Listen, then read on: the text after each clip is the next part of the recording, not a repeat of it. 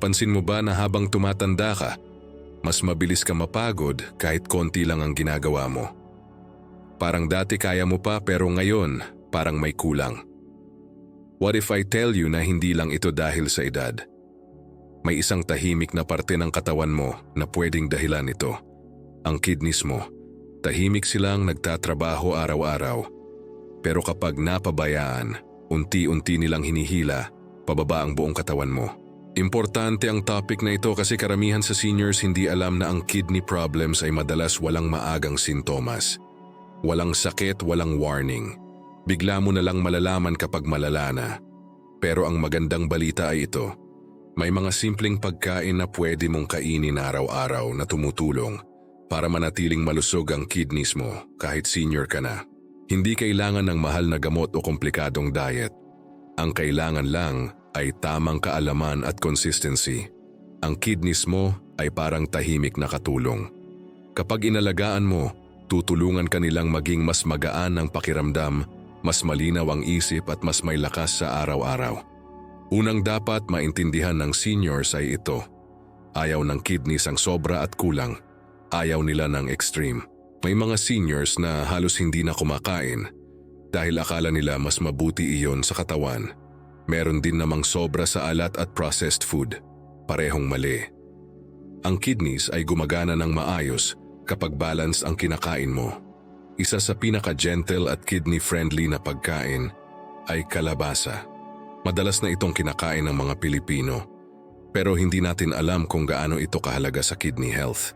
Ang kalabasa ay may fiber na tumutulong maglinis ng toxins sa dugo para hindi masyadong mahirapan ang kidneys. Kapag mas kaunti ang toxins, mas relax ang trabaho ng kidneys. Isang mangkok ng sabaw ng kalabasa, ilang beses sa isang linggo ay malaking tulong na. Hindi kailangang damihan ng asin, natural na lasa lang. Maraming seniors ang nagsasabi na mas gumagaan ang tiyan nila at mas bihira ang pamamaga kapag regular silang kumakain ng kalabasa. Isa pang pagkain na sobrang underrated ay repolyo. Mura madali hanapin pero napakalakas sa kidney protection. Ang repolyo ay mababa sa potassium kaya safe ito para sa maraming seniors, lalo na yung may early kidney issues. May antioxidants din ito na tumutulong protektahan ang kidney cells laban sa damage. Pwede mo itong igisa ng konti sa bawang o steam lang. Hindi kailangan ng toyo o patis. Tandaan ito, ang sobrang alat ay isa sa pinakamalaking kaaway ng kidneys. Kapag nabawasan ang alat, bumababa rin ang blood pressure at malaking ginhawa iyon sa kidneys. Pag-usapan natin ang tubig pero sa tamang paraan. Madalas sinasabi drink more water pero hindi sinasabi kung paano. Ang sobrang konti ay masama. Ang sobrang dami ay pwede ring makasama lalo na kung mahina na ang kidneys. Ang tamang paraan ay paunti-unti pero madalas. Hindi isang bagsakan, small sips buong araw. Mas maganda kung may kasamang pagkain na may natural water content tulad ng pipino. Ang pipino ay tumutulong mag-flush ng kidneys nang hindi sila napapagod. Pwede mo itong isama sa ulam o gawing merienda. Ngayon pag-usapan natin ang protina kasi dito madalas nagkakamali ang seniors. Akala ng iba bawal na ang protina. Hindi totoo yon. Kailangan pa rin ng katawan mo ng protina para sa lakas at muscle. Ang problema ay maling klase at sobrang dami. Ang red meat araw-araw ay mabigat sa kidneys. Pero ang isda ay mas magaan. Tilapia, bangus at sardinas ay magandang sources ng protina. Ang sardinas ay mura at may healthy fats na tumutulong bawasan ang inflammation sa katawan kasama ang kidneys. Mas mainam kung pinakuluan o inihaw kaysa prito. Isa pang magandang option ay egg whites. Ang egg white ay nagbibigay ng protina nang walang sobrang phosphorus na nagpapahirap sa kidneys. 2 egg whites ilang beses sa isang linggo ay sapat na para makatulong sa lakas ng katawan nang hindi pinapagod ang kidneys. Maraming seniors ang nagsasabi na mas hindi sila nanghihina nang pinalitan nila ang heavy meat ng mas magagaan na protina. Mas magaan ang pakiramdam, mas klaro ang isip at mas hindi bloated. Huwag nating kalimutan ang prutas, lalo na ang mansanas. Ang mansanas ay tumutulong kontrolin ang blood sugar at kolesterol. Kapag mataas ang blood sugar, unti-unti nitong sinisira ang filters ng kidneys. Isang mansanas sa isang araw ay simpleng paraan para protektahan ang kidneys at puso. Bukod sa pagkain, mahalaga rin ang mindset. Maraming seniors ang nagsasabi matanda na ako wala nang silbi magbago. Pero mali iyon. Kahit anong edad tumutugon ang kidneys sa tamang pag-aalaga. May mga seniors na nag-improve ang kidney health kahit late na sila nagsimula. Hindi kailangan ng bigla ang pagbabago. Simulan sa konti. Bawasan ang alat, iwasan ang instant noodles, canned food at processed meat. Palitan ng sariwang gulay at isda. Kahit unti-unti lang mararamdaman mo ang pagbabago. Ang kidneys mo ay hindi humihingi ng perpekto. Humihingi lang sila ng respeto at malasakit. Sa susunod na part, pag-uusapan natin ang iba pang pagkain na tumutulong maglinis ng kidneys at mga simpleng luto na mas ligtas para sa seniors. Kung umabot ka dito at mahalaga sa iyo ang kidney health mo, comment alagaan ng kidney. Alam mo ba na maraming seniors ang gumagawa na ng tama pero hindi lang nila alam kung paano ito ay connect sa kidney health nila. Minsan akala natin sapat na ang konting gulay o bawas alat pero may mga pagkain na mas malakas ang epekto kaysa sa inaakala natin. Ngayon pag-uusapan natin ang mga pagkain na hindi lang basta healthy kundi talagang tumutulong sa kidneys na maglinis, magpahinga at manatiling matatag habang tumatanda ka. Simulan natin sa bawang. Ang bawang ay matagal nang ginagamit ng mga Pilipino, hindi lang sa lasa kundi sa kalusugan. Para sa kidneys, mahalaga ang bawang dahil nakakatulong itong magbawas ng inflammation sa katawan. Kapag inflamed ang katawan, mas hirap magtrabaho ang kidneys. Ang bawang ay natural na tumutulong pababain ang blood pressure at kolesterol na parehong konektado sa kidney damage kapag hindi kontrolado. Hindi mo kailangan kumain ng marami. Kahit isang clove sa ulam araw-araw ay sapat na. Mas maganda kung sariwa at hindi sobrang luto para mas buo ang benefits. Maraming seniors ang napapansin na mas gumagaan ang pakiramdam nila at mas hindi sila madaling hingalin kapag regular ang bawang sa pagkain. Sunod ay sibuyas. Madalas kasama lang ito sa luto pero hindi natin napapansin ang epekto nito.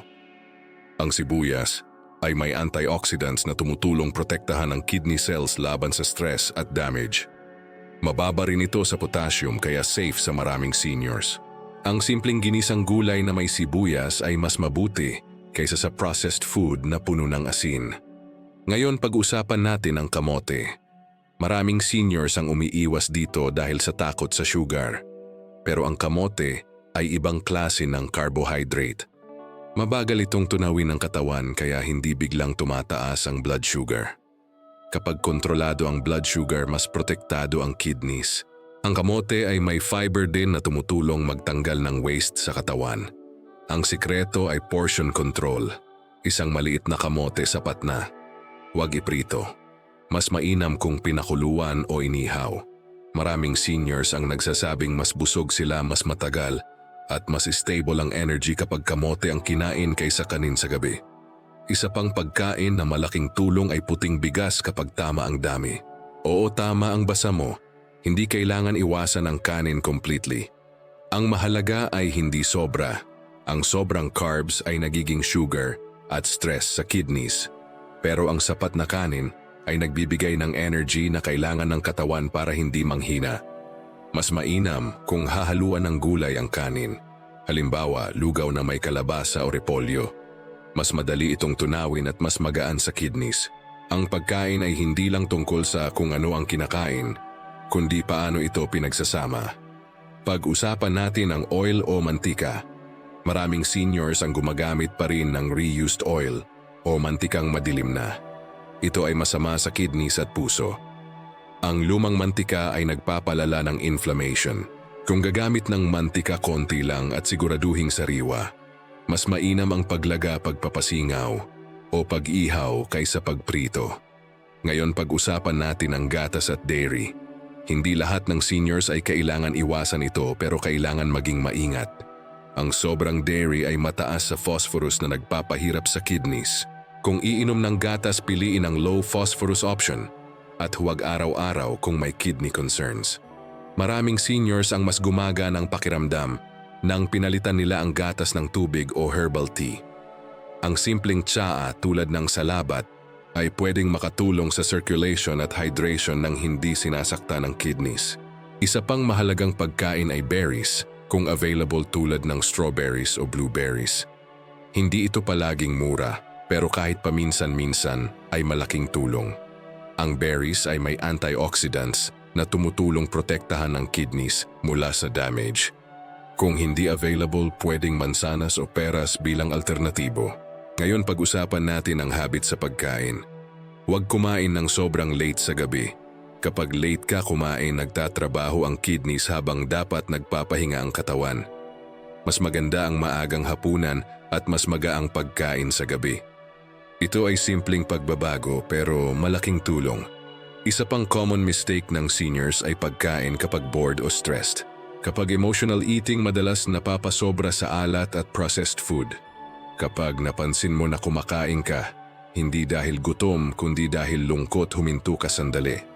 Uminom ng tubig, maglakad ng konti o magpahinga. Ang kidney health ay konektado rin sa emotional health. Kapag palaging stressed ang katawan, mas mabilis masira ang organs. Kaya mahalaga ang pahinga, tamang tulog at positibong routine araw-araw.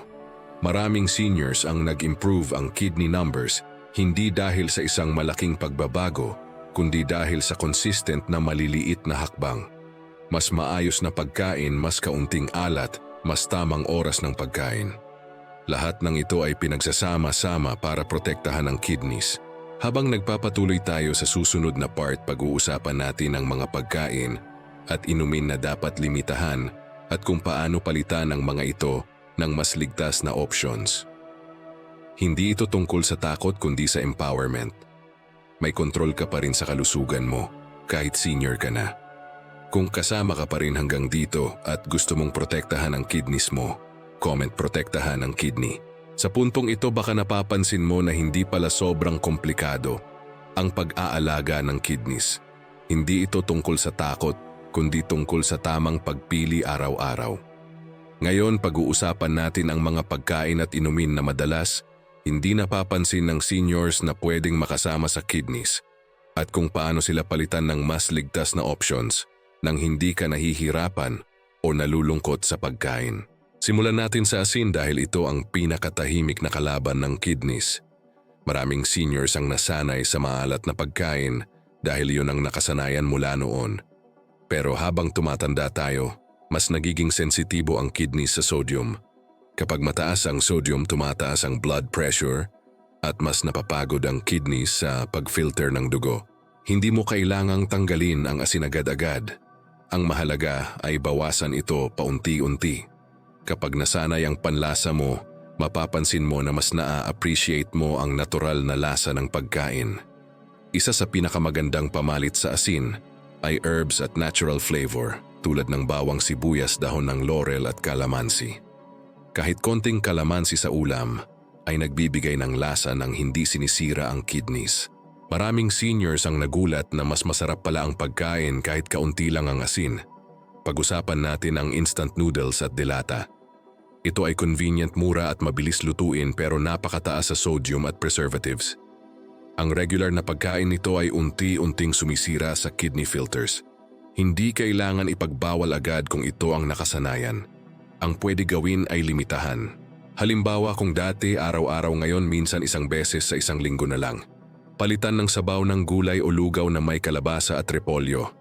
Ang soft drinks at matatamis na inumin ay isa pang problema. Mataas ang sugar at walang nutrisyon. Ang mataas na sugar ay direktang nakaka-damage sa kidneys lalo na kung may diabetes o prediabetes. Ang mas magandang option ay tubig na may hiwa ng pipino o kalamansi. Kung gusto mo ng lasa, pwede ang unsweetened herbal tea. Hindi kailangang laging matamis para masarap. Ngayon, pag-usapan natin ang pagkain sa labas. Kapag kumakain sa karinderya o restaurant, hindi mo kontrolado ang asin at mantika. Ang sikreto ay pumili ng simple.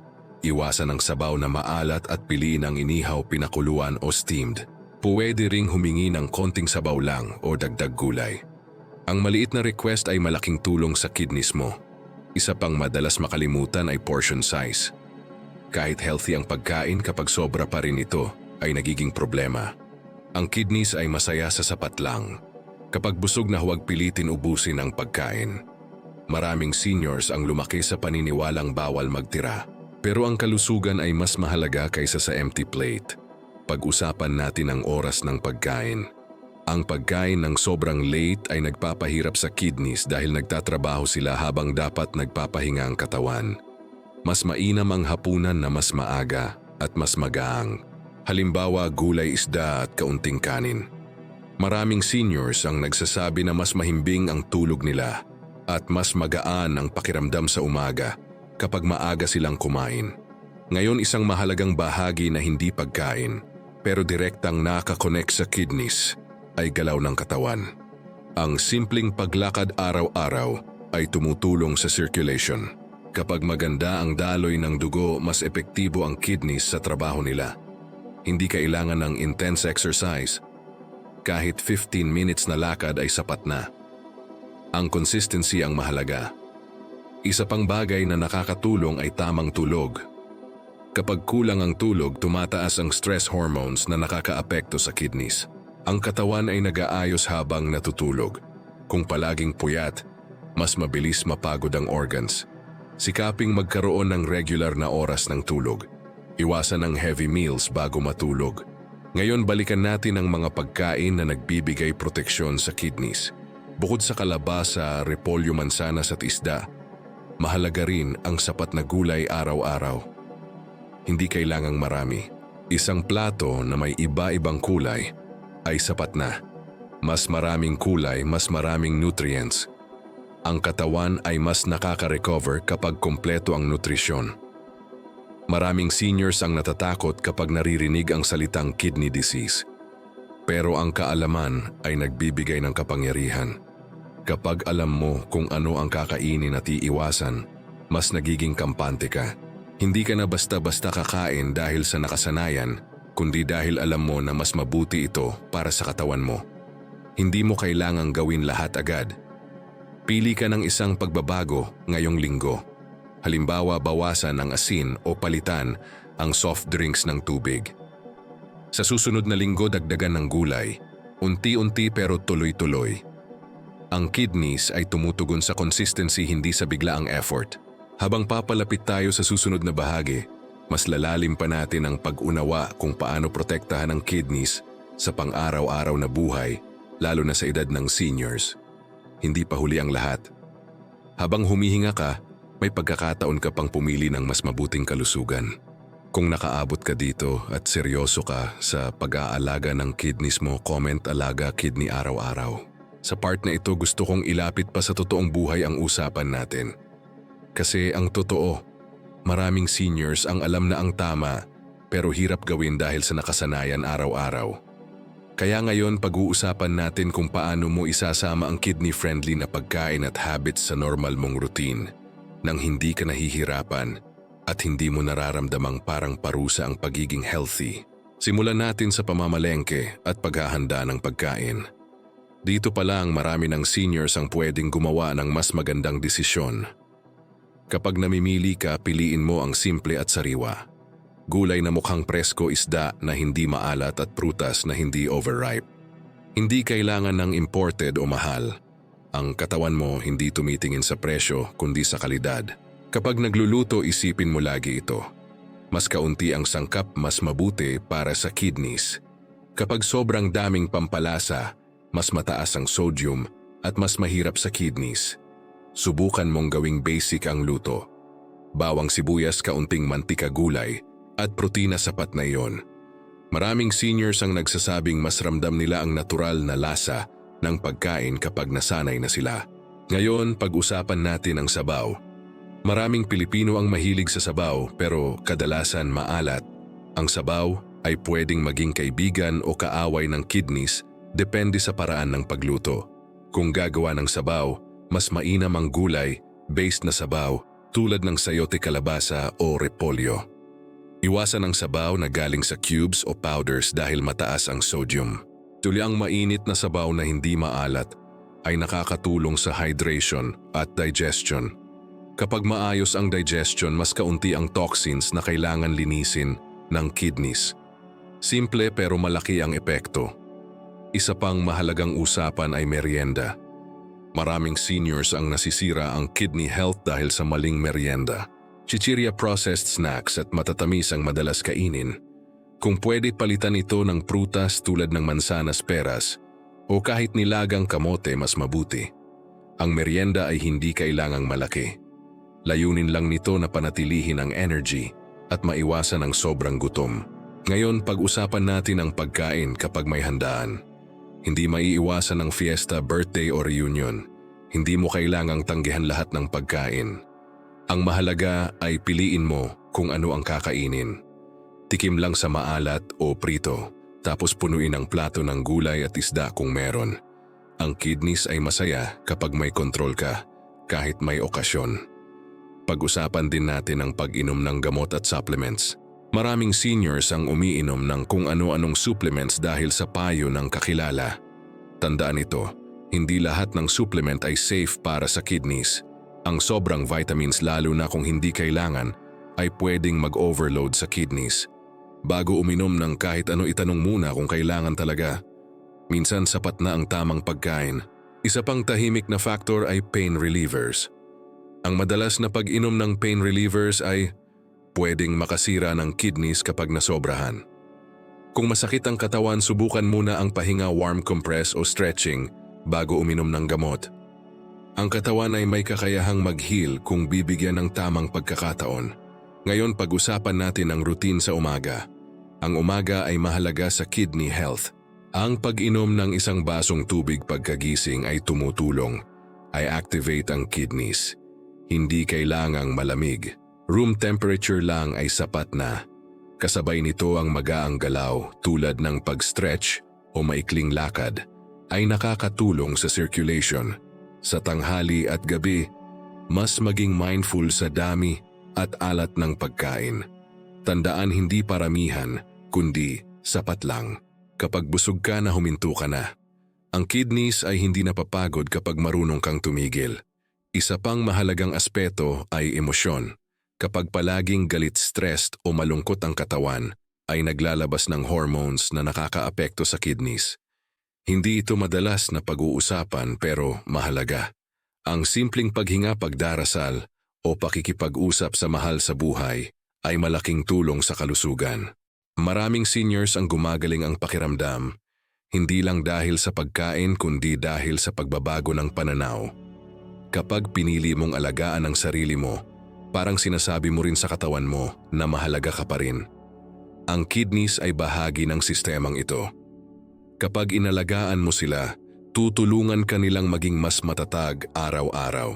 Sa susunod na part, pag-uusapan natin ang pagsasama-sama ng lahat ng natutunan natin. Paano gawing pangmatagalan ang mga pagbabago at paano manatiling motivated kahit may mga araw na tinatamad ka. Ang mahalaga ay hindi ka nag-iisa sa journey na ito. Kung kasama ka pa rin at handa kang alagaan ng sarili mo, comment araw-araw, alaga kidney. Sa huling bahagi na ito, gusto kong ipaalala sa iyo na ang kidney health ay hindi isang destination, kundi isang pang-araw-araw na desisyon. Hindi mo kailangan maging perpekto. Ang mahalaga ay tuloy-tuloy. Maraming seniors ang nawawalan ng gana kapag iniisip nila na kailangan nilang baguhin lahat agad. Pero ang totoo, ang katawan, lalo na ang kidneys, ay mas tumutugon sa maliliit na tamang gawain na inuulit araw-araw. Balikan natin ang pinakamahalagang prinsipyo. Ang kidneys ay gumagana ng tahimik. Hindi sila agad nagbibigay ng sakit o senyales. Kaya kapag nararamdaman mo na maayos ang pakiramdam mo, ibig sabihin, gumagana pa sila. At iyon ang tamang panahon para alagaan sila. Huwag hintayin na may problema bago kumilos. Ang pag-iwas ay mas magaan kaysa gamutan. Ang pagkain na pinili mo araw-araw ay parang boto para sa kalusugan mo. Kapag pinili mo ang gulay, prutas, isda at sapat na tubig, binibigyan mo ng pahinga ang kidneys. Kapag pinili mo ang sobrang alat, processed food at matatamis, binibigyan mo sila ng dagdag trabaho. Walang masama kung minsan nagkakamali. Ang mahalaga ay bumalik ka agad sa tamang direksyon. Isa sa pinaka-epektibong paraan para magtagal ang pagbabago ay gawing simple ang routine.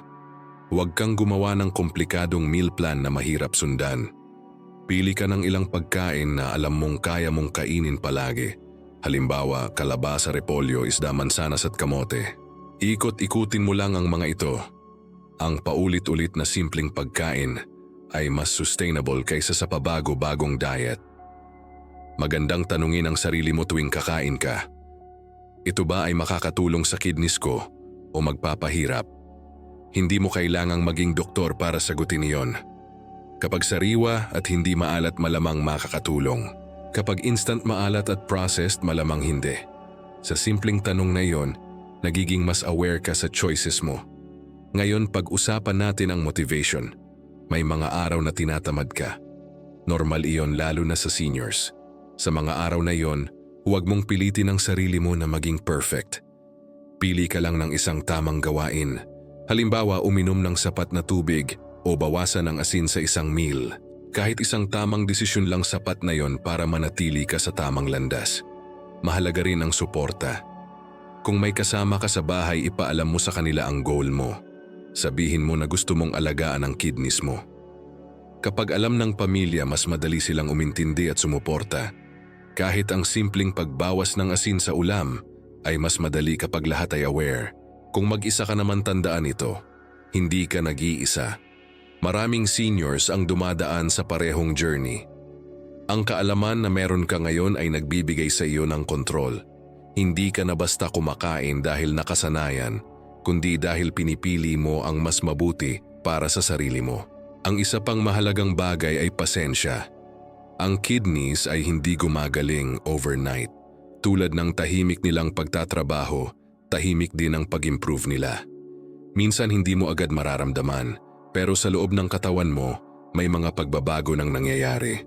Mas maayos ang blood pressure, mas stable ang energy, at mas gumagaan ang pakiramdam sa umaga. Kung sakaling may araw na sumobra ka, huwag kang mag-guilt. Ang guilt ay stress at ang stress ay hindi maganda sa kidneys. Tanggapin mo lang at bumalik ka ulit sa tamang gawain sa susunod na meal. Ang consistency ay hindi ibig sabihin walang pagkakamali. Ibig sabihin ay marunong bumangon ulit. Isa pang paalala ay ang regular na pag-check kung kaya. Kahit simple lang ang monitoring, malaking tulong ito para makita mo kung epektibo ang ginagawa mo. Pero kahit wala iyon, ang pakiramdam ng katawan mo ay malaking indicator. Kapag mas magaan ang pakiramdam mo, mas maayos ang tulog at mas hindi ka madaling mapagod, ibig sabihin, nasa tamang direksyon ka. Ang pagiging senior ay hindi katapusan ng pagbabago. Sa totoo lang, ito ang edad kung saan mas may wisdom ka na pumili ng tama. Alam mo na kung ano ang mahalaga. Ang kalusugan ay isa sa mga iyon. Ang kidneys ay bahagi ng pundasyon ng lakas mo. Kapag malusog sila, mas kaya mong mag-enjoy ng araw-araw. Gusto kong tapusin ito sa isang simple pero mahalagang mensahe. Hindi mo kailangang gawin ito para sa iba. Gawin mo ito para sa sarili mo. Para sa mga araw na gusto mo pang gumising ng may lakas. Para sa mga oras na gusto mo pang makasama ang mahal mo sa buhay nang hindi hinihingal o nanghihina. Ang bawat basong tubig, bawat plato ng gulay, at bawat bawas sa alat ay hakbang patungo sa mas mahabang, mas magaan at mas dignified na buhay. Ang kidneys mo ay patuloy na magsisilbi sa iyo. Ang tanong ay, paano mo sila aalagaan pabalik? Kung natapos mo ang buong serye at handa kang ipagpatuloy ang journey na ito, comment "Alaga Kidney" palagi.